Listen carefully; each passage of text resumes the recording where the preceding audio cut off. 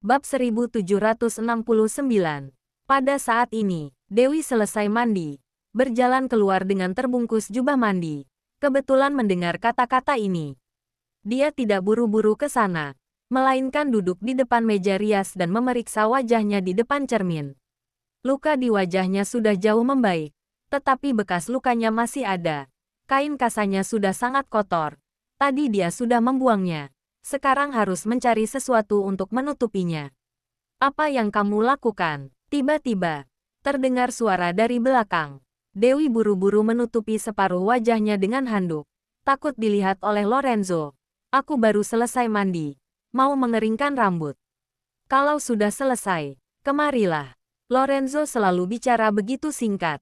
Oke, segera ke sana. Dewi menemukan sebuah masker berwarna hitam di dalam laci. Segera memakainya, kemudian berjalan ke sana.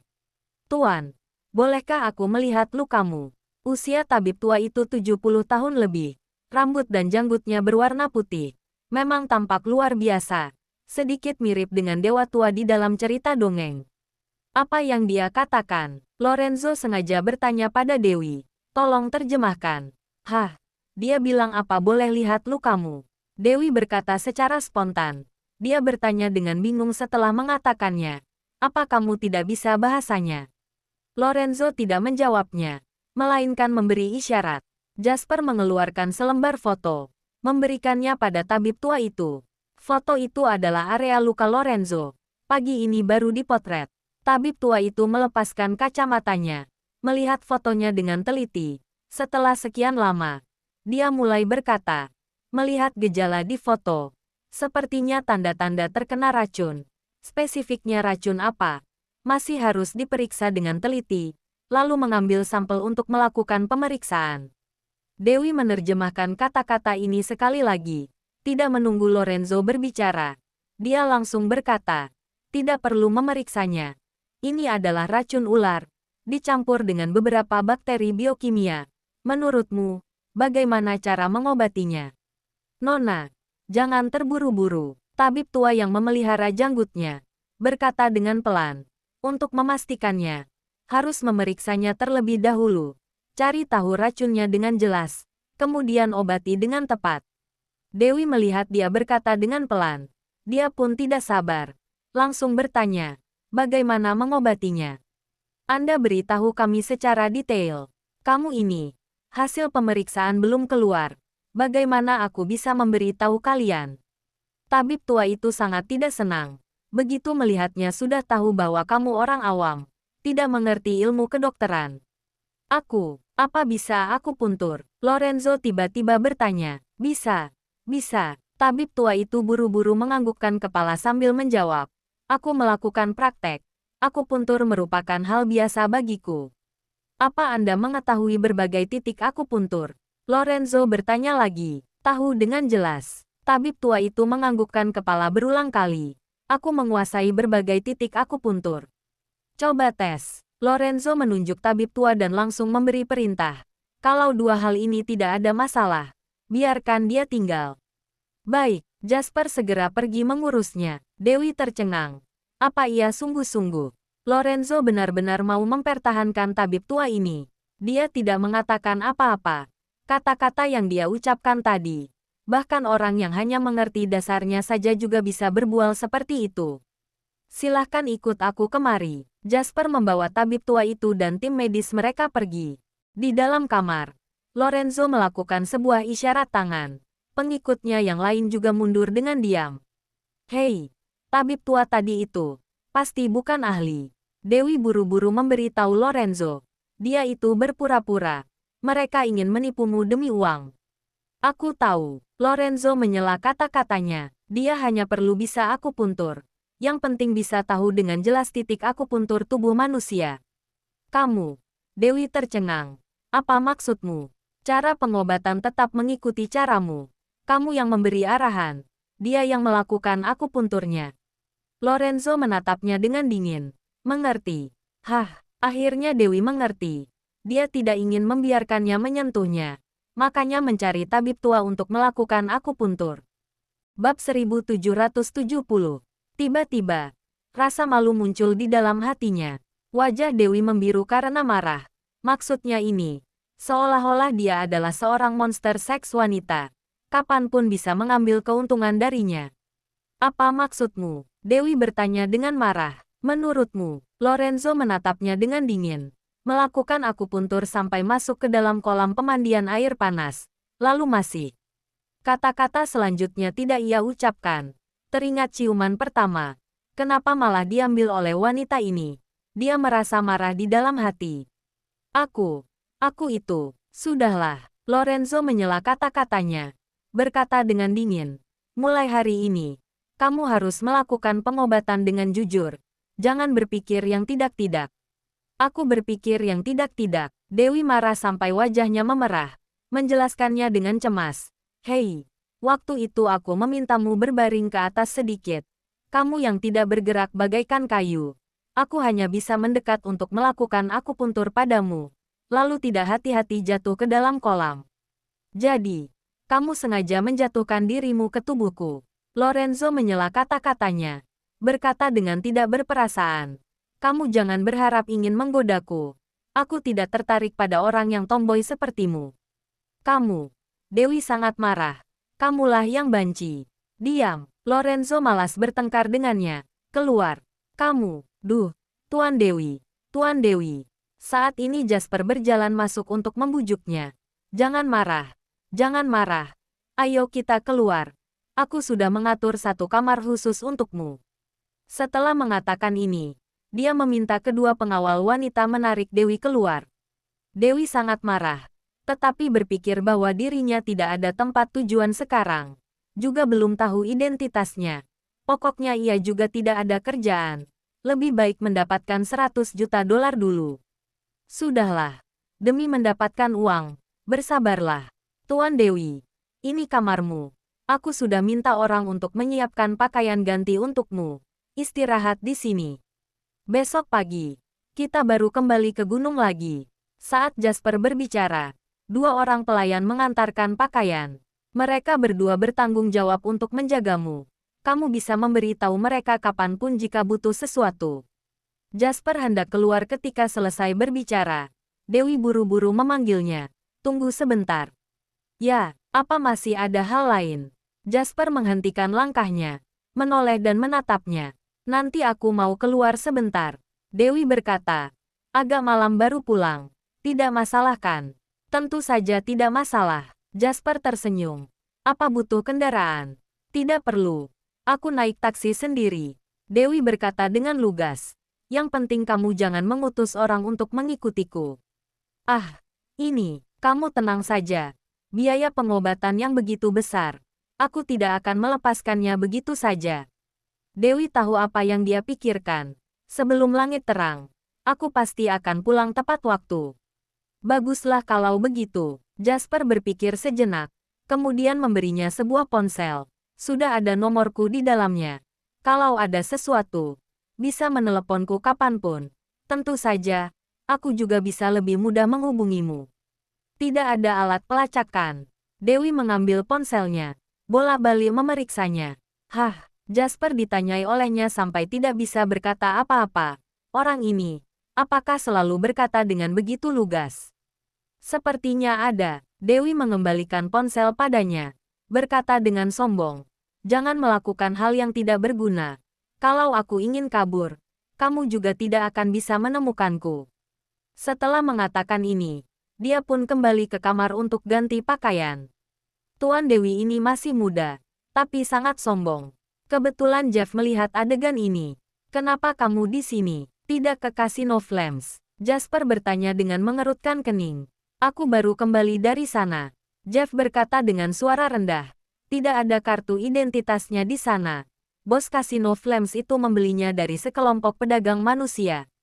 Para pedagang manusia itu memungutnya di pantai. Kabarnya dia sudah terluka karena terkena ledakan saat dia dipungut. Mungkin ada hubungannya dengan kapal pesiar yang meledak di laut sebelumnya. Bab 1771. Utus lebih banyak orang. Jasper berkata dengan suara rendah. Tuan sangat peduli pada wanita itu. Karena telah dipermainkan. Jeff bertanya sambil tersenyum. Itu adalah salah satu alasannya. Jasper melirik ke kamar. berkata dengan suara rendah. Aku rasa, mungkin dia adalah orang yang ingin Tuan cari itu. Maksudmu, Putri Bibi? Mata Jeff terbelalak karena terkejut. Bukan. Yang satu lagi. Mengerti. Di dalam kamar, Lorenzo bersandar di sofa dengan malas. Satu tangan menahan dahinya. Satu tangannya lagi memegang jam tangan. Ada selembar foto di jam tangan itu. Itu adalah foto gadis remaja yang berusia 13 atau 14 tahun. Gadis remaja itu sedikit kurus. Rambutnya panjang. Tersenyum cerah di wajahnya yang polos. Itu adalah foto 7 tahun yang lalu. Malaikat kecil yang dia temui ketika dia dalam kesulitan. Juga merupakan cinta pertamanya. Waktu itu, ia dikejar orang. Mengalami luka parah. Gadis itu yang menyelamatkannya. Foto ini dipotret saat mereka berdua bersembunyi untuk menghindari orang-orang itu. Tidak sengaja bersembunyi di toko kamera. Ia tiba-tiba penasaran dan memotretnya. Dia selalu menyimpannya hingga sekarang. Sudah 7 tahun. Malam itu, dia melihat gadis itu di Casino Flames dan selalu merasa gadis itu sedikit familiar. Tetapi waktu itu ia tidak mengingatnya. Beberapa hari ini, dia berpikir berulang kali. Tiba-tiba baru sadar. Gadis itu mungkin adalah gadis di foto ini. Sudah 7 tahun. Dia sudah tumbuh dewasa. Tampangnya seharusnya sudah berubah. Tapi bentuk muka dan sepasang matanya yang jernih. Masih ada beberapa kemiripan. Ditambah lagi sifatnya yang sombong. Sangat mirip dengannya. Hanya saja, gadis itu merias wajahnya malam itu. Benar atau tidak, dia juga tidak bisa memastikannya.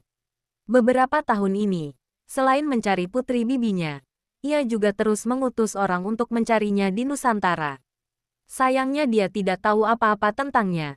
Selain tahu dia ahli dalam pengobatan, hampir tidak ada petunjuk yang lainnya.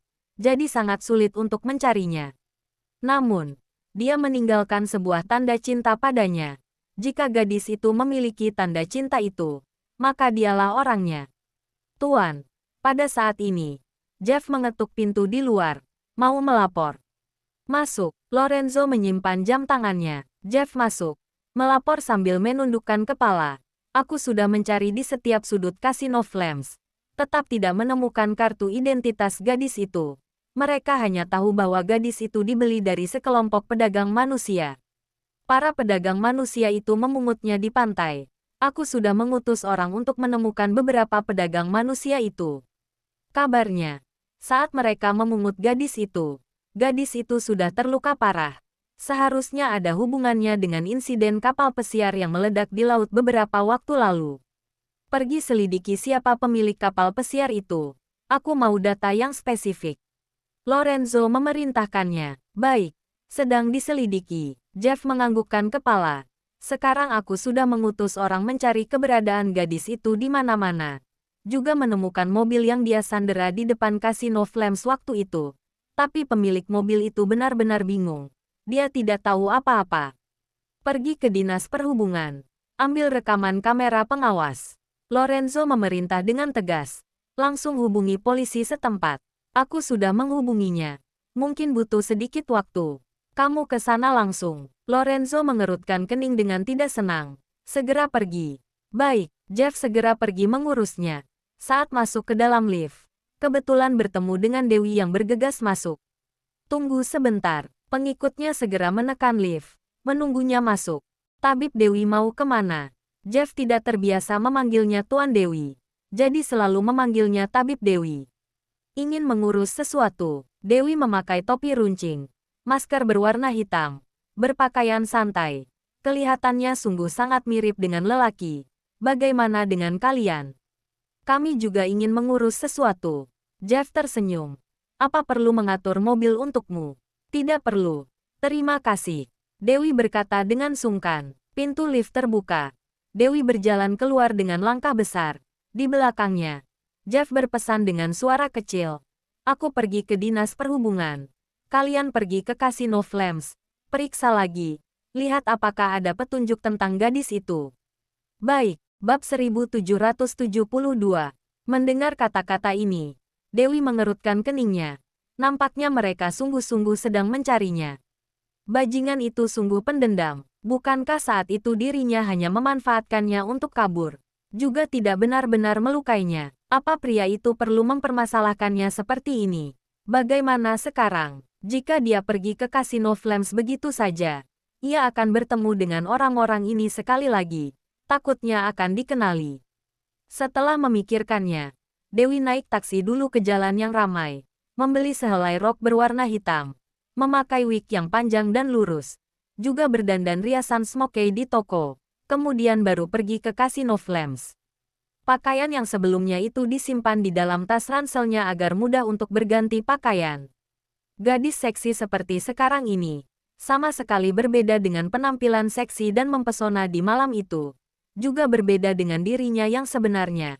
Mereka seharusnya sudah tidak bisa mengenalinya kan. Setelah insiden serangan itu, bisnis Kasino Flames sama sekali tidak berkurang. Sebaliknya menjadi lebih baik. Baru memasuki malam hari, orang di sini sudah sangat banyak. Pertunjukan pembukaan malam ini adalah sekelompok wanita cantik berambut pirang menari di atas tiang. Para pria di bawah panggung bersiul dengan penuh semangat, menari mengikuti musik. Dewi berdempetan masuk dari kerumunan orang. Setelah sampai di belakang panggung, dia menemukan ruang ganti para model. Sekelompok wanita cantik sedang ganti pakaian dan berdandan di sini. Mereka bergosip dengan senang. Akhir-akhir ini sepertinya bagian lelang sudah dihapus. Hanya tersisa acara pertunjukan. Setelah beberapa hari lalu gadis Nusantara yang dibeli dari luar itu membuat keributan besar di sini. Sekarang bos sudah tidak berani mengambil gadis yang tidak jelas identitasnya untuk dilelang. Tentu saja, ia takut akan menemui orang yang jago dalam berkelahi lagi dan menyinggung tokoh besar. Ya, gadis itu tidak hanya menyinggung bos kasino dan beberapa pelanggan, juga telah membuat marah pria misterius itu. Untungnya dia tidak mempermasalahkannya. Kalau tidak, Kasino Flames akan ditutup. Omong-omong, gadis itu sungguh galak. Jantungku hampir melompat keluar ketika aku melihatnya dari bawah. Memang hebat. Seni bela dirinya hebat. Reaksinya lincah. Nyalinya juga besar. Benar-benar idolaku. Hahaha. Idolaku juga. Mendengar kisah dirinya dari mulut orang lain dan melihat sorotan mata para gadis itu yang memujanya, Dewi sedikit bangga. Ketika dia hendak maju untuk mencari tahu situasinya, pada saat ini, dua pengawal yang tubuhnya tinggi berjalan masuk bersama bos kasino, mencari tahu situasinya dengan gadis-gadis itu. Dewi segera bersembunyi ke belakang lemari, memasang telinga untuk mendengarkan dengan teliti. Gadis itu, dia sudah tidak sadarkan diri ketika kita melihatnya. Kita tidak pernah berbicara dengannya, juga tidak tahu kondisinya. Siapa yang membantunya mengganti pakaian untuknya hari itu? Aku yang menggantinya. Tapi saat ganti pakaian, dia memakai satu setel pakaian pasien. Tidak ada apapun di tubuhnya. Pakaian pasien. Begitu mendengarnya, kedua pengawal itu segera bertanya pada bosnya. Apa langsung dibawa pulang dari rumah sakit? Ya, bos itu berkata dengan tidak tenang. Saat anak buahku membawanya datang, karena tidak ada identitas, barulah aku tenang. Melelangnya, tidak disangka malah menyinggung Tuan L. Siapa yang membawanya pulang dari rumah sakit? Rumah sakit mana? Segera temukan orangnya. Baik, bos itu pergi bersama kedua pengawal. Dewi hendak mengikutinya, tapi ia mendengar dua orang gadis bersembunyi di sudut dan mengobrol dengan suara rendah. Habislah gadis itu. Menyinggung tokoh besar. Kali ini benar-benar gawat. Kenapa tadi kamu tidak mengatakan yang sebenarnya? Apa? Jelas-jelas kamu yang memungut barang gadis itu. Sembarangan. Kapan aku? Jangan pura-pura lagi. Aku melihatnya. Aku beritahu kamu tidak akan sanggup melawan orang-orang ini. Jangan karena ingin mendapat keuntungan kecil. Kamu jadi kehilangan nyawamu. Segera serahkan barangnya. Aku, gadis yang berambut merah itu ragu-ragu. Saudarinya yang di samping menasihatinya lagi. Aku tahu kamu butuh uang. Tapi kalau kamu tidak menjual barang itu, kamu juga tidak bisa mendapatkan uang. Tapi begitu kamu menjualnya, akan ketahuan oleh orang-orang itu. Tiba saatnya kamu akan gawat. Bab 1773. Jangan bicara lagi. Gadis berambut merah itu terkejut. Dengan tegang mengambil kalung emas hitam dari tasnya. Melihatnya dengan tidak rela. lalu memasukkannya lagi ke dalam tas, kemudian mengambil tasnya dan berlari keluar untuk mengejar pengawal keluarga Mor. Dewi segera menyusul, memanfaatkan saat sedang ramai, menabrak tubuh gadis itu. Aduh, gadis berambut merah itu hampir terjatuh ditabrak olehnya. Dewi menundukkan kepala dan berkata, "Maaf." Kemudian pergi dengan tergesa-gesa, sedikit cepat.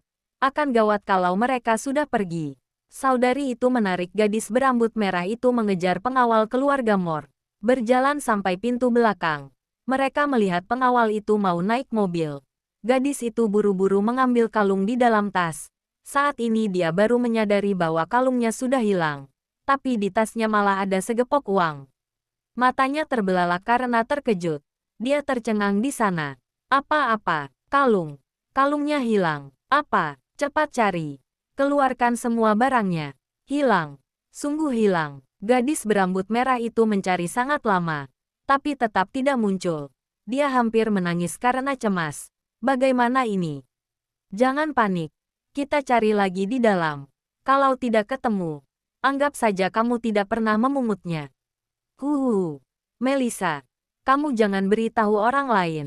Kalau tidak, aku akan gawat. Tenang saja, kita adalah saudara. Dewi bersembunyi di sudut, mendengar percakapan mereka dan melihat kedua gadis itu kembali. Kali ini dia pergi dengan tenang. Seharusnya tidak akan melibatkan mereka. Setelah mereka semua pergi, Dewi mengeluarkan kalung dan melihatnya dengan cermat. Sebuah kalung emas hitam. Liontinnya itu salib. Barang ini sangat familiar. Bahkan suhunya pun sama dengan suhu tubuhnya. Dia sangat yakin. Ini adalah barang miliknya. Ketika dia ingin memakai kalungnya, ia tiba-tiba teringat satu hal. Jika memakainya, maka identitasnya akan terungkap. Lebih baik disimpan dulu. Dia tidak banyak berpikir. Menyimpan kalungnya ke dalam tas dan ingin pergi dari Casino Flames. Saat ini, beberapa pengawal tiba-tiba kembali lagi. Ternyata karena Lorenzo datang, sekelompok orang yang melindunginya, berjalan dengan langkah besar. Dewi menjadi panik. Jika mereka mengenalinya, dia akan mendapat masalah. Jadi, dia hanya bisa kembali ke kasino lagi. Pada saat ini, gadis berambut merah dan saudaranya yang berambut ungu sedang mencari kalung itu di mana-mana. Pasti karena gadis yang berambut hitam tadi. Tadi dia menabrakku. Mungkin kalung itu dia ambil saat itu. Benar, pasti dia. Kita harus segera memberitahukan. Kalau tidak, jika orang-orang itu tahu, aku akan mati. Jangan cemas. Aku akan menemukannya. Di depan ada serigala. Di belakang ada macan. Mereka mencarinya di kedua sisi. Dewi sangat cemas. Bagaimana ini? Dia melihat sekeliling. Menemukan bahwa ada gudang kecil di belakangnya. Dia segera masuk ke dalam. Di dalam gudang itu semuanya adalah kostum pertunjukan. Juga ada sedikit alat peraga, masker, kain kasa, sayap dan barang-barang sejenisnya. Dewi sembarang mencari sehelai rok kasa berwarna merah untuk dikenakan. Mengganti wig berwarna emas. Memakai topeng renda berwarna hitam yang seksi dan misterius. Kemudian mengganti tas ransel dan berjalan keluar seperti itu. Aneh. Kenapa tidak ada? Seharusnya belum pergi jauh. Apa itu suster yang baru datang ke kasino? Dia mendengar percakapan kita dan tahu bahwa kalung itu sangat berharga. Jadi sengaja mencurinya. Kita tanya pada bos. Jangan. Kalau tanya pada bos, maka bos akan tahu masalah kalung itu. Lebih baik cari sendiri saja. Oke, kedua gadis itu mencari gadis Asia yang berambut hitam dan lurus panjang tadi kemana-mana. Namun Dewi berjalan di samping mereka. Mereka tidak mengenalinya. Dewi mempercepat langkahnya, hendak pergi dari pintu depan. Tiba-tiba terdengar suara dingin yang familiar dari belakang. Berhenti, itu adalah Lorenzo. Dia menghentikan langkahnya, mengerutkan keningnya, berteriak gawat di dalam hati. Jangan lupa, like, komen, dan subscribe. Ya, terima kasih untuk semuanya yang sudah subscribe, like, dan komennya. Tunggu terus kelanjutannya, ya.